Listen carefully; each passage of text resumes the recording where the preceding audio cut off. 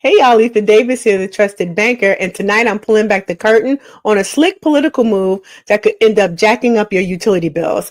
Let's talk about how the Trump administration and 12 Republican-led states are using a legal trick called antitrust to attack big investment firms, all in the name of fighting wokeness, DEI, and ESG.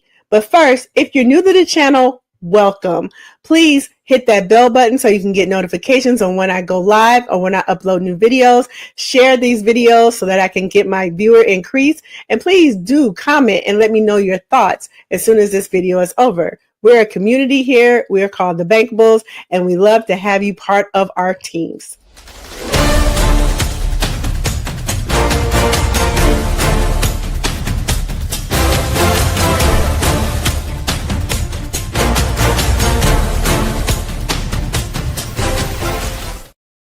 But before I get started, let's just talk about what antitrust is so that you're aware of what we're talking about and how they're using this to make their base happy, basically.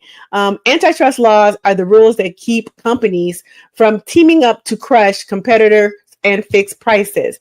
Think about them as the referee in the business arena. And we know the Trump administration loves to deregulate, hates rules, hates governance, and hates following any type of legislation that's in place to protect consumers.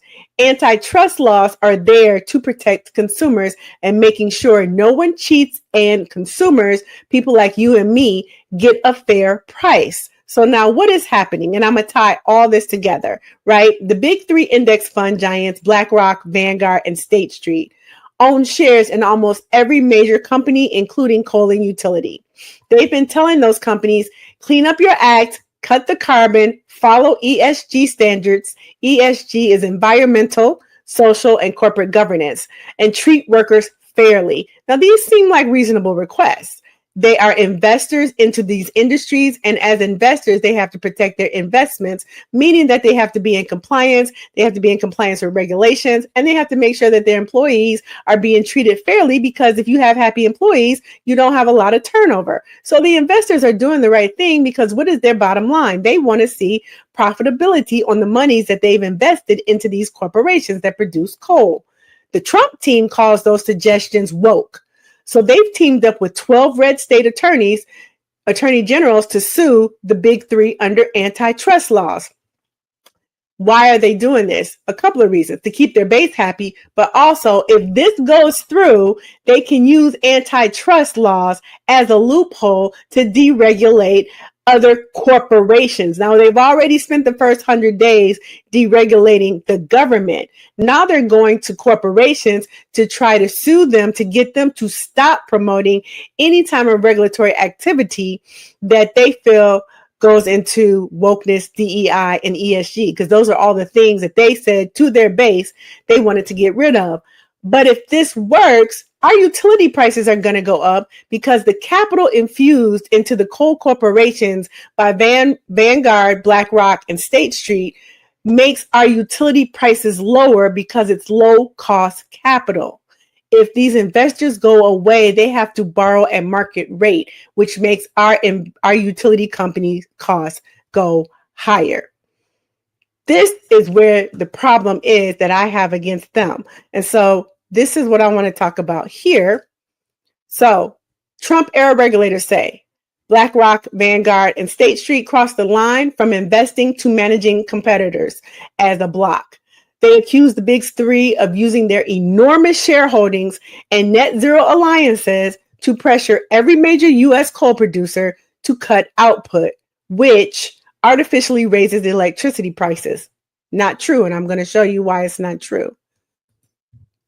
What actually triggered the fight? Texas. Now, you guys remember during the first administration that Trump was in office, there was a big storm or something, and Texas has this grid where they wanted to be, remember, they wanted to be sovereign. They wanted to be their own country at one point. So they're trying to make all these resources in the state of Texas. And one of them was this big grid that was going to power the state of Texas, and it went out. And those people suffered during a very cold winter where they didn't have any heat. We had to send resources from all across the country to help Texas because their power grid didn't work. It went out. bottom line is Texas is leading this charge with 11 other red states and to sue the asset managers, and they brought the lawsuit in November 2024. Well, what has happened recently is that May 2025, now the Trump administration's FTC and Department of Justice filed a statement of interest backing the states.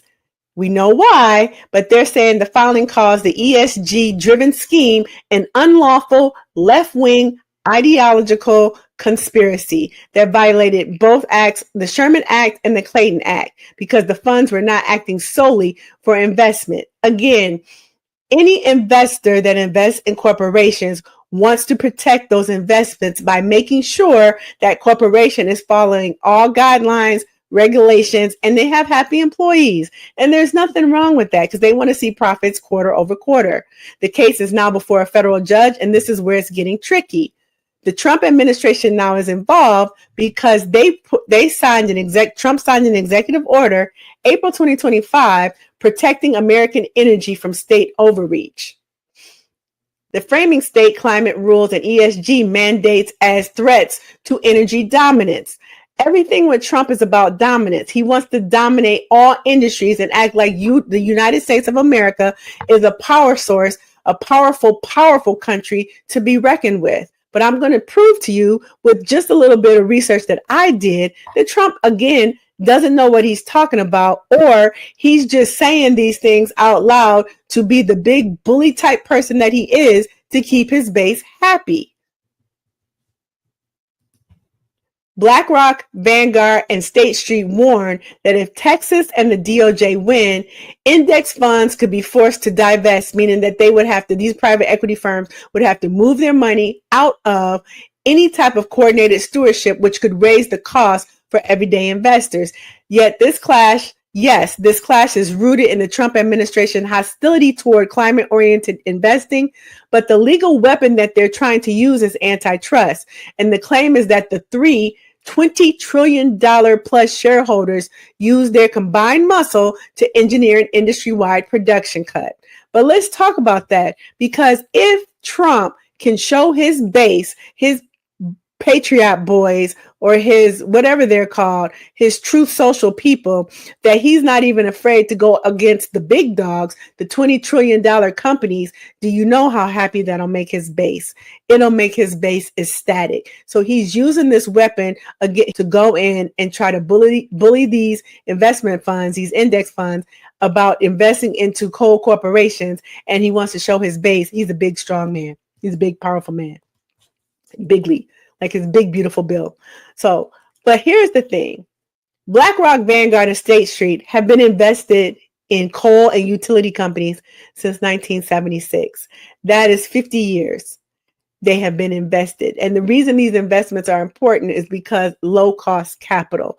The low-cost capital helps to keep our utility costs and coal costs low, because they don't have to borrow money to keep their organization running, to buy equipment, to do all the things that corporations have to do. They leverage capital through these private equity firms versus market rate so that they can keep costs low.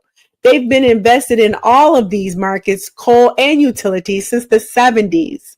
So why does now the red-led states, the Republican-led states, think, oh, they need to stop? They haven't been governing quite the right way, even though they've been there 50 years. All of a sudden now it's a problem? Come on, man. Now it's a problem? No, Big T, it ain't a problem. You just want to show your base. You're not afraid to go up against anybody. And you want to show your base. You're not afraid to say everything that's ESG and woke and DEI needs to go away. And you're going to go after it through the government, or you're going to go after big corporations. You're going to go after private equity firms. You're going to go after everybody. So could the United States realistically dominate world coal output? Because again, Trump is telling his base, we got to get these investors out of there because we want to dominate coal output. We want to dominate coal manufacturing. We want to save the coal industry. We're the big boys. We're the big force. We're the ones that produce the most coal, just like he did when he ran for office the first time. Trump runs on a platform that says he's going to save the coal output industry, which makes those red states happy because, of course, Coal is antiquated. It is an antiquated utility. It is an antiquated resource. The U.S. still holds the world's largest coal reserves, about 250 billion. But production tells a different story, right? U.S. mines, the United States mines put out 512 million tons. However, China produced 4.8 billion tons. India produces 1 billion tons. And Indonesia produces 0.8 billion tons. So who's the big dog? Who's putting out the most coal? It's not us. It's definitely not us. And again, remember, he's trying to say that we have dominance over the coal industry. We don't. This is China's right here. Again, China's beating us at coal production. But let's talk about the obstacles. The economics around coal is the U.S. coal has to compete with cheap domestic natural gas at home and with lower cost Indonesian, Australian, and Russian cargoes overseas. Logistics, we have rail bottlenecks. We have limited West Coast export terminal capacity that caps how much we can send out to Asian buyers. There's also policy and demand headwinds. More than 60% of the U.S. coal demand has already disappeared from the domestic power sector since 2010. Nearly all new global generating capacity is gas, solar, or wind. And I remember Obama and Biden putting in policies and creating a ton of new jobs, hundreds of thousands of new jobs in clean energy and green energy jobs to be competitive with the rest of the world. And every time Trump comes into office, he wants to take us back to coal production, where the rest of the world is into gas, solar, and wind. Carbon constraints. Importing regions are rolling out carbon border taxes and stricter ESG screens that make long cycle investments in new U.S. coal supply hard to finance. If it's hard to finance, that means it's going to be costly for Americans to purchase. So even with vast reserves, the United States is very unlikely to regain, much less dominate, global coal production. At best, it can remain a mid-tier supplier focused on high-margin metallurgical coal for steel making. So who else produces coal? We just talked about that. And then how much do other countries rely on U.S. coal? The United States supplied about 100 million tons in 2023. That's about 9% of global trade. None of those importers are locked into U.S. supply. They can and do switch among Australia, Indonesia, Colombia, South Africa, and Russia. No major economy depends primarily on U.S. coal. So what the U.S. provides is a diversification and, the case of high-grade metal coal, a quality niche, but not an irreplaceable lifeline. So what does that mean for us? We don't have energy domination. Oil and gas versus coal. The United States has become the largest global producer and exporter of LNG and two top crude oil producer. Coal is the outlier where U.S. output is shrinking and international leverage is limited. Achieving coal dominance would require loosening mine siting and environmental rules, which is what they're trying to do, approving new export terminals, which we don't have, subsidizing long distance freight, and banking on a world that keeps burning more coal for decades when everybody's going over to gas, solar, and wind.